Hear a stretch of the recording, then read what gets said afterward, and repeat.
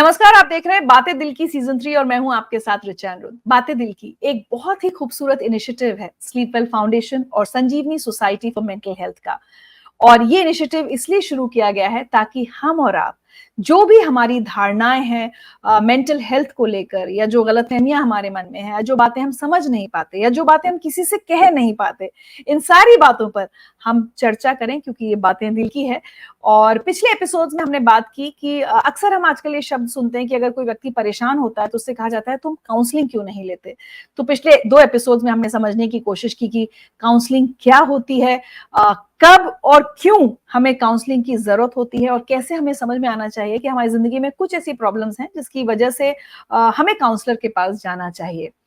लेकिन किस काउंसलर के पास जाएं, कैसे एक अच्छा काउंसलर ढूंढें, क्या पहचान होती है एक अच्छे काउंसलर की, ये सारी बातें बताने के लिए आज मेरे साथ जुड़ रही हैं संजीवनी सोसाइटी फॉर मेंटल हेल्थ की वॉलंटियर काउंसलर राधिका लहरी चौहान। तो राधिका जी, जैसे आप जानती हैं कि पिछले 2 एपिसोड्स में हमने काउंसलिंग के बारे में बात की कि काउंसलिंग होती क्या है और कब और क्यों एक व्यक्ति को समझ में आना चाहिए कि वो अपनी प्रॉब्लम्स का खुद सोल्यूशन नहीं निकाल पा रहे हैं या उनको हैंडल नहीं कर पा रहे हैं और उन्हें काउंसलर की मदद लेनी चाहिए। लेकिन क्या होता है कि बहुत सारे लोगों के मन में ये सवाल आता है कि भाई किसके पास जाएं, एक अच्छा काउंसलर कहाँ मिलेगा। तो क्या पहचान होती है एक अच्छे काउंसलर की, एक अच्छे काउंसलर में क्या क्वालिटीज होनी जरूरी है?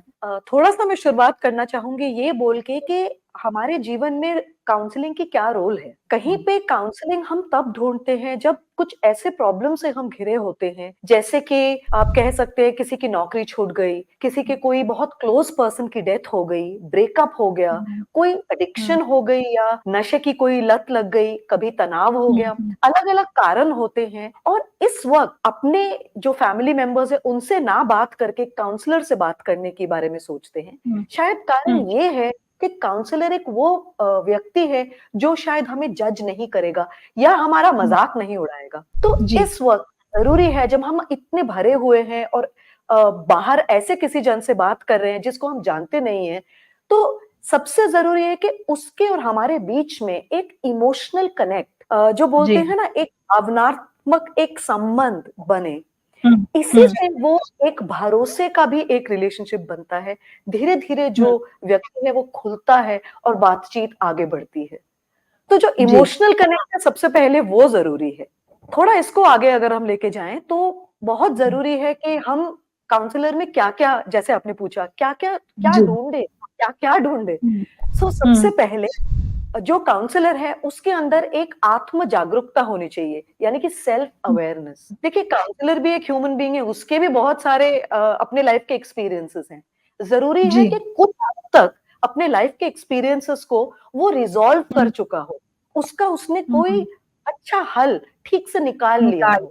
नहीं तो वो ट्रिगर हो जाएगा या आइडेंटिफाई करने लगेगा क्लाइंट के साथ, फिर क्लाइंट की तो जर्नी होगी नहीं। तो इसीलिए जरूरी है कि कुछ कोपिंग स्किल्स, कोपिंग मैकेनिज्म्स ऐसे अपने लिए बनाए जो कि हेल्दी हो, और इसीलिए उससे फिर वो क्लाइंट को मदद कर पाएगा। कुछ साल पहले की बात है, मेरे पास एक क्लाइंट आई, उनका बेटा यूएस गया है पढ़ने के लिए, बहुत दुखी थी। आप जानते हैं वो एक एम्प्टी नेस्ट सिंड्रोम अक्सर होता है पेरेंट्स को जब उनके बच्चे चले जाते हैं। उनको ऐसा लगा कि जैसे जो लाइफ का जो मकसद था वो ही नहीं रहा। काफी वो सैड थी, काफी दुखी थी, रोई, किसी चीज में भी उनका मन नहीं लग रहा था। इनका ये इंसिडेंट देखकर मुझे भी याद आया एक ऐसा समय जब मेरा बेटा, काफी साल पहले की बात है, दिल्ली के बाहर गया पढ़ने के लिए। मेरा भी कुछ ऐसा ही हाल था उस वक्त, लेकिन धीरे धीरे मैंने अपने पे काम किया, अपने को समझने की कोशिश करी, रोई भी, धीरे धीरे आगे बढ़ी और एक ऐसे जगह पे पहुंची जहां मेरा पर्सपेक्टिव चेंज हुआ। मैंने सोचा जो भी चीजें थी जो मैं पहले नहीं कर पाई जब वो छोटा था, मैं वो अब कर सकती। तो क्या हुआ, क्योंकि मैं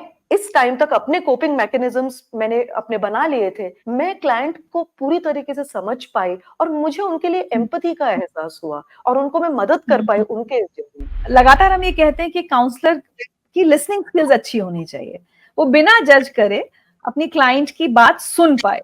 लेकिन मेरे मन में एक सवाल आता है कि क्या काउंसलर को सिर्फ एक अच्छा लिसनर होना चाहिए, या अगर हम ओवरऑल कम्युनिकेशन स्किल्स की बात करें तो क्या आप कह रहे हैं अपने क्लाइंट से वो भी कितना इंपॉर्टेंट है, आप सही ढंग से कह पा रहे हैं नहीं अपनी बात, या जो भी आप काउंसलिंग देना चाहते हैं उसको अगर आप ठीक से कम्युनिकेट नहीं कर पाएंगे तो आपके अंदर चाहे लाख अच्छी क्वालिटीज हो काउंसलर होने की, लेकिन आप उसको कम्युनिकेट नहीं कर पाए, आपका क्या मानना है, हाउ इम्पोर्टेंट is this मतलब communication skills for to be a good counselor? जब हम कम्युनिकेशन काउंसलिंग में कहते हैं ना रिचा, इसका ना दो मीनिंग होता है। एक है एक्टिव लिसनिंग, यानी सुनना, और सुनने का मतलब ये नहीं है कि सिर्फ सुनिए जो बोला जा रहा है, लेकिन वो भी सुने जो शायद ना बोला जा रहा है। जैसे नॉन वर्बल क्लूज बोलते हैं ना, छोटे छोटे एक्सप्रेशंस। तो मुझे याद है कुछ साल पहले मेरे पास एक क्लाइंट आई थी, वो एक काफी दुखद एक अपनी इंसिडेंट के बारे में, एक हादसे के बारे में बात कर रही थी, लेकिन उनके मुंह पे एक हल्की सी स्माइल थी। तो जब हम आगे बढ़े तो हमने इसके बारे में भी बात करी कि उनको क्या हो रहा था उस वक्त। तो कहीं पे coming back to it, active listening बहुत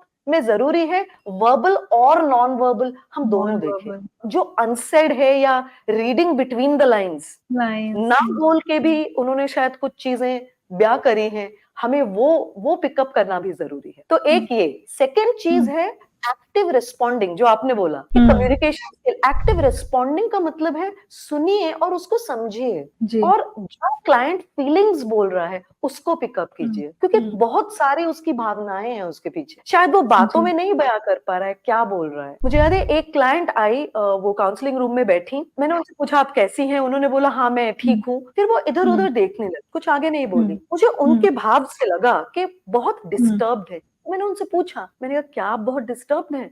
इमीडिएटली उन्होंने बोला कि हाँ, आप सोचोगे कि मैं बहुत बुद्धू हूँ, लेकिन कहीं पे ना मैं सो ही नहीं पा रही हूँ, पता नहीं क्या प्रॉब्लम आ रही है। इससे धीरे धीरे जब उसको समझ में आया कि मैं उनकी बात समझ रही हूँ, हमारा जो रिश्ता है वो ज्यादा गहरा हुआ, और वो और भी ज्यादा खुल के मेरे से बातचीत कर पाए। एक अच्छे काउंसलर को हम जैसे कहते हैं जजमेंटल नहीं होना चाहिए, लेकिन क्या कभी अपनी ओपिनियन या अपने व्यूज आप लोग नहीं प्रेजेंट करते अपने क्लाइंट के सामने कि आपको क्या लग रहा है या क्या सही है क्या गलत है? बिल्कुल इस जजमेंट से आप बिल्कुल दूर रहते हैं। At the end of the day हम सब इंसान हैं। हमारे पास कोई क्लाइंट आया और हमें लग रहा है कि नहीं, ये जो अपनी कहानी बता रहा है या बता रही है उसमें इसकी भी ये गलती है, लेकिन हमें जजमेंट पास नहीं करना है।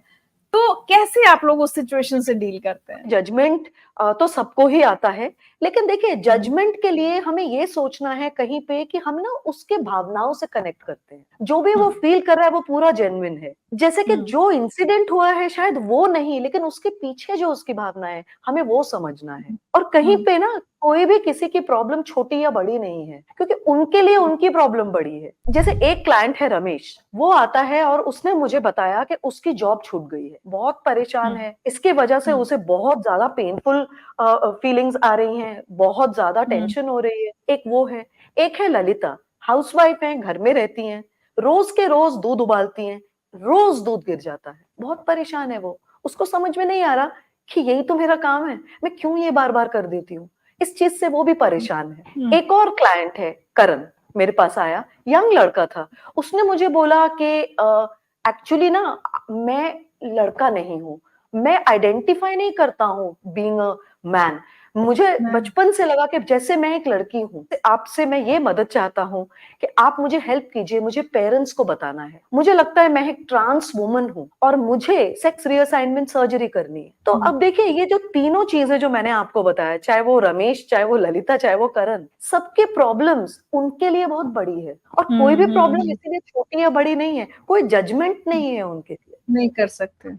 तो जब बिना जजमेंट के क्लाइंट को पूरी तरीके से स्वीकार करते हैं, तो कहीं पे क्लाइंट भी अपने आप को समझता है कि ये वो उस जगह है जहां पे उसे एक्सेप्ट किया जा रहा है, और यही चीज हेल्प करती है काउंसलिंग के दौरान उसे खुलने में, और शायद आगे जाके अलग पर्सपेक्टिव से अपने सिचुएशन को देखने के लिए। लोगों को लगता है कि हम अपनी प्रॉब्लम अपनी फैमिली से या फ्रेंड से तो फिर भी शेयर कर सकते हैं। एक अनजान व्यक्ति, एक काउंसलर जिसको मैं जानती नहीं, क्या पता वो किसी और को बता दे कि ये आई थी मेरे पास या ये आया था, और and what if they share my story with someone else. तो वो कॉन्फिडेंशियलिटी और ट्रस्ट इशू बहुत ज्यादा होता है लोगों में काउंसलर को लेकर। बिल्कुल बिल्कुल, बहुत ही सही बात बोली आपने। ये जो डर है बहुत नेचुरल है, क्योंकि एक मन की इतनी गहरी बात शायद किसी को ना भी बताया हो, वो भी वो बात बहुत डार्क हो सकती है, बहुत डार्क सीक्रेट्स हो सकते हैं किसी की लाइफ के। एब्सोल्युटली, बहुत डार्क हो सकती है। कहते हैं काउंसलिंग में ना सबसे पहला कदम है, हम इंट्रोडक्टरी सेशन में ही इस बारे में बात करते हैं,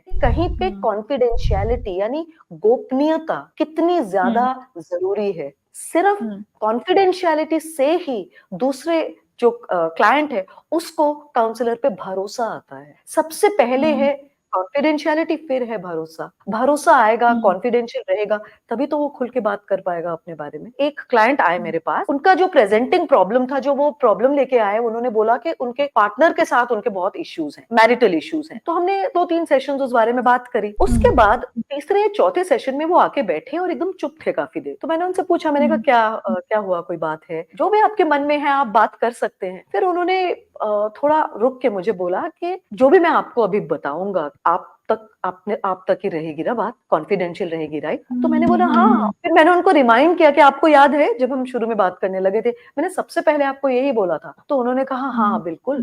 फिर उन्होंने बताया कि शायद कुछ 12 साल के थे और स्कूल में उनके साथ एक इंसिडेंट हुआ। उनके जो फिजिकल एजुकेशन के जो टीचर थे, उन्होंने उनके साथ सेक्सुअल अब्यूज किया। ये बात एक छोटे से 12 साल के बच्चे के लिए बहुत बड़ी बात थी और सैडेस्ट पार्ट इज वो ये किसी से शेयर नहीं कर पाए। तो जब उन्होंने इस बारे में बात किया, मैंने उनको अपने मन से थैंक यू किया और उनको ये बोला कि थैंक यू, आपने मुझे ट्रस्ट किया और शायद इसी से हम और आगे बढ़ पाए और मुझे भी समझ आ पाए कि आपके साथ क्या गुजरी है और शायद मदद करने में भी मदद हो पाए। एक और टर्म है काउंसलिंग में, अनकंडीशनल पॉजिटिव रिगार्ड। ये क्या होता है, थोड़ा समझाइए हमें। अनकंडीशनल पॉजिटिव रिगार्ड का मतलब है बिना किसी शर्त के जो आगे वाला जो व्यक्ति है हम उसे स्वीकार करते, यानी कि चाहे वो उसकी राय कुछ भी हो, चाहे वो कहीं से भी हो, कैसा भी हो, लेकिन उसके लिए हमारे मन में इज्जत है और हम उसका मान और सम्मान करते हैं और हम पूरी उस पर भरोसा करते हैं एज अ काउंसलर। जब हम इस तरीके से उसके प्रति पूरी तरीके से अनकंडीशनल पॉजिटिव रिगार्ड रखते हैं, जो भी है हम उसको स्वीकार करते हैं उसकी बातों को, तो तब उसको भी एहसास होता है कि हाँ, यहाँ पे मेरी सुनवाई होगी, यहाँ पे मैं खुल सकता हूँ, मैं बोल सकता हूँ अपने बारे में। एक बार एक क्लाइंट मेरे पास आए और उन्होंने मुझे बताया कि उनके कोलीग के साथ एक्स्ट्रा मैरिटल अफेयर चल रहा है। वो मैरिड थे, उनके 2 बच्चे थे और वो जब आए तो वो काफी घबराए हुए थे, एक्चुअली काफी वरिड थे कि मेरे जॉब का क्या होगा। फिर उनको ये लग रहा था कि अगर घर में पता चल जाए क्या होगा, इन लॉज को पता चलेगा, दूसरों को पता चलेगा। एक तरफ ये था, एक तरफ ये भी लग रहा था कि अगर जॉब छूट जाए तो घर कैसे चलेगा। अलग अलग किस्म के डर, अलग अलग किस्म का तनाव उनके अंदर चल रहा था। वो मेरे से बात कर रहे थे। उस वक्त जो भी मेरी इस पे निजी राय थी, जो भी मेरे निजी विचार थे इस पे, उसको मैंने साइड करके कहीं पे मैंने उनका जो फीलिंग्स थी, उनकी जो इमोशंस थे उसमें, डर, चिंता, नौकरी चली इनसिक्योरिटी भी हो रही होगी कभी। बिल्कुल, बहुत ज्यादा इनसिक्योरिटी जो भी था, मैंने उससे कनेक्ट किया और कहीं पे अनकंडीशनल पॉजिटिव रिगार्ड उनको दे पाई कि ठीक है, आप जो भी कर रहे हैं, जो भी जैसा भी है, कोई जजमेंट नहीं है, क्योंकि ये एक वो जगह है कि आपकी जो भी बात हो आपको स्वीकार किया जाए। नॉर्मली क्या होता है जब हम परेशानी में होते हैं या हम डिप्रेस्ड हैं, तो हमें ऐसा लगता है कि हम सही हैं, हमारे आसपास सब लोग गलत हैं, हमारे साथ गलत हो रहा है, वाई मी। हम उस मोड में होते हैं जब हम डिप्रेस्ड होते हैं। तो कभी ऐसा होता है कि कोई क्लाइंट आपके पास इसी मोड में आया, लेकिन काउंसलिंग होते होते, बात होते होते 1 महीने बाद, 2 महीने बाद उस व्यक्ति को शायद ये समझ में आने लगा कि दरअसल प्रॉब्लम उसी में थी या उसके बिहेवियर में थी, दुनिया खराब नहीं थी, उसके साथ समस्या थी। ऐसा कभी हुआ आपके साथ? एक्चुअली ये काफी कॉमन चीज है। अक्सर जब लोग आते हैं तो वो दूसरों को ब्लेम करते हैं। काउंसलिंग के प्रोसेस के थ्रू धीरे धीरे जो पर्सपेक्टिव होता है, जो नजरिया होता है, कहीं पे उसमें एक शिफ्ट आता है, वो चेंज हो जाता है और कुछ समय के बाद वो खुद ही देखने लगता है कि शायद दुनिया नहीं, बट कुछ कुछ जगहों पे शायद उसकी भी गलती है। वो भी धीरे धीरे नोटिस करता है।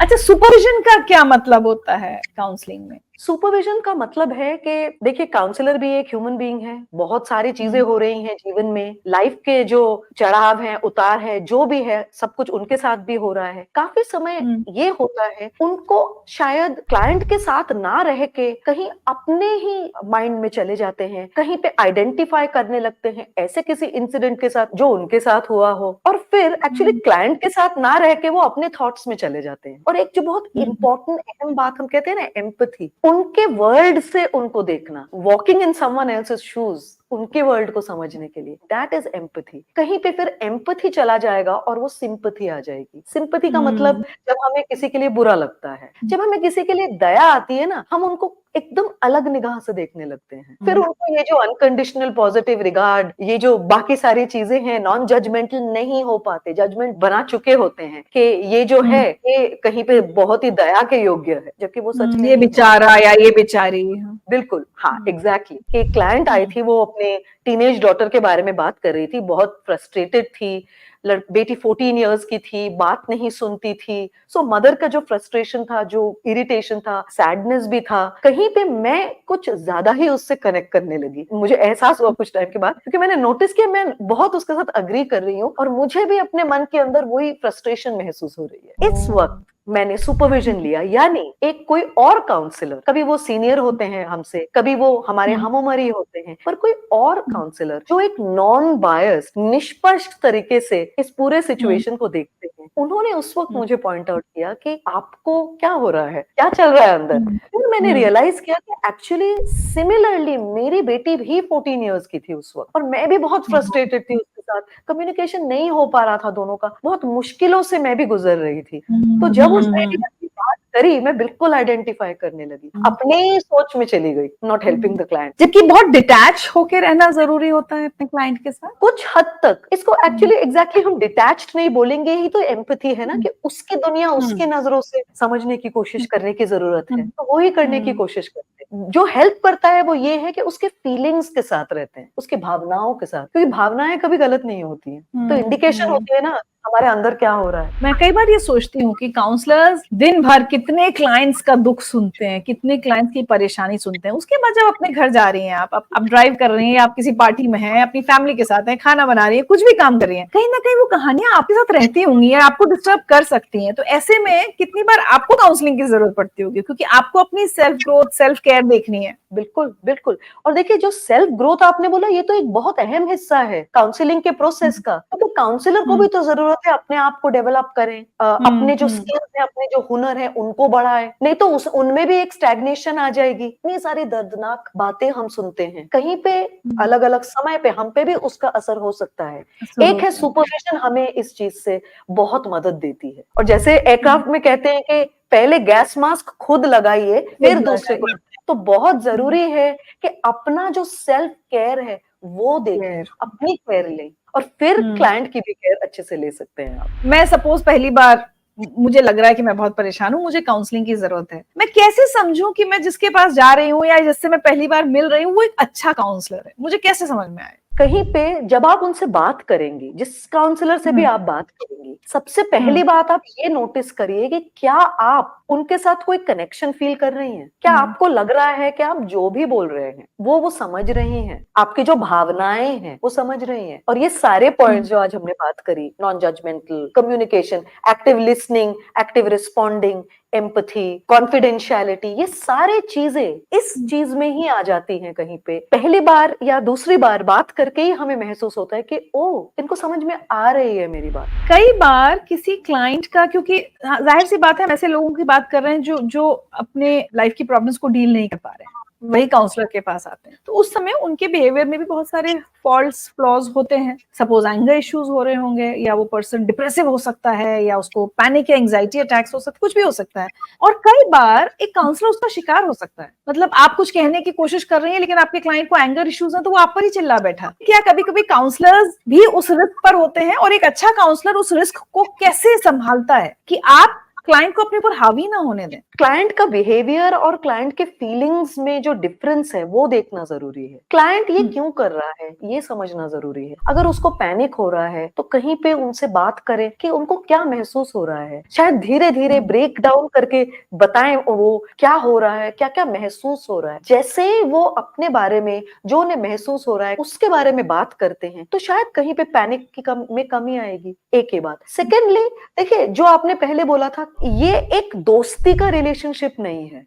क्लाइंट और काउंसलर का जो रिलेशनशिप है डेफिनेटली इमोशनल रिलेशनशिप है, लेकिन जैसे हम अपने दोस्त से अफेक्ट हो जाते हैं, हम क्लाइंट से अफेक्ट नहीं होते, क्योंकि कहीं पे हम उनके लिए एम्पैथी रखते हैं, हम उनकी दुनिया को उनके नजर से देखने की कोशिश करते हैं और तभी उनको समझने की कोशिश करते हैं, तभी कहीं जजमेंट नहीं करते हैं, क्योंकि हम बस उनके एक्शंस को देखते हैं, उनके वर्ल्ड को समझते हैं उनके नजरिया से। तो चलते चलते राधिका जी, अगर हमारे जो व्यूअर्स हमारी ये कॉन्वर्सेशन सुन रहे हैं, उनमें से आई एम श्योर बहुत सारे ऐसे होंगे जिन्हें मदद की जरूरत तो होगी, लेकिन कोई ना कोई झिझक होगी, हेजिटेशन हेजिटेशन होगा या बहुत सारे सवाल होंगे काउंसलिंग को लेकर, काउंसलर को लेकर, जो उन्हें रोक रहे होंगे काउंसलिंग के लिए जाने के। ऐसे सभी लोगों को आप आज क्या मैसेज देकर जाना चाहेंगे? मैं ये बोलूंगी कि देखिए, कहीं पे ये एक बहुत ही ब्यूटीफुल जर्नी है, कहीं पे काउंसलर और क्लाइंट के बीच की जो ये जर्नी है, एक सफर है। इसके माध्यम से जो क्लाइंट है वो अपने आप को अच्छे से समझता है, और ये दोनों के लिए, दोनों ही ईच अदर से कुछ सीखते हैं और आगे बढ़ते हैं। दोनों के लिए एक एनरिचिंग जर्नी है। कोई भी अगर तकलीफ है जो आप दूसरों से नहीं बात कर पा रहे हैं, बहुत जरूरी है कि आप उसके लिए काउंसलिंग के बारे में सोचे और काउंसलर से बात करें। अक्सर ये जो सारी क्वालिटीज जो मैंने आपको बताई, ये अक्सर सब काउंसलर्स में होते हैं। एक या दो बार ये बात करके आप क्लियर हो जाएंगे कि आप उन पे भरोसा कर पा रहे हैं या नहीं। आप जो भी उनके साथ बात करेंगे वो गोपनीय रहता है, और पूरी तरीके से उनके साथ खुल के आप बात कर सकेंगे, और कहीं पे इससे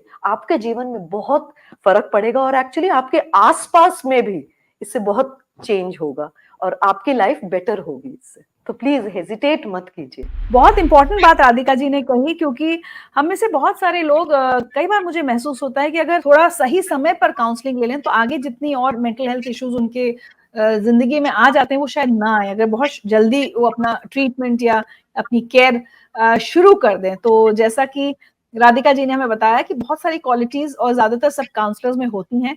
कई बार हमें ये ट्रस्ट इश्यूज होते हैं, उनको साइड में रखिए, और अगर लगता है कि अपने दिल की बात किसी और से नहीं कह सकते, बातें दिल की, तो उन्हें शेयर करने किसी ना किसी काउंसलर के पास जरूर जाइए, क्योंकि यकीन जानिए बहुत सारे आगे आपके साथ ऐसे मेंटल हेल्थ इश्यूज जो बड़े हो सकते हैं उनको आप बहुत अर्ली स्टेज में ठीक कर सकते हैं सही काउंसलिंग के जरिए। बहुत सारी गलतफहमियां, बिलीफ्स और मिथ्स हैं काउंसलिंग को लेकर, उस पर हम अगले एपिसोड में जरूर चर्चा करेंगे। लेकिन आज हमारे से जुड़ने के लिए और हमें इतनी इंपॉर्टेंट इन्फॉर्मेशन देने के लिए बहुत बहुत शुक्रिया राधिका जी। बहुत बहुत धन्यवाद।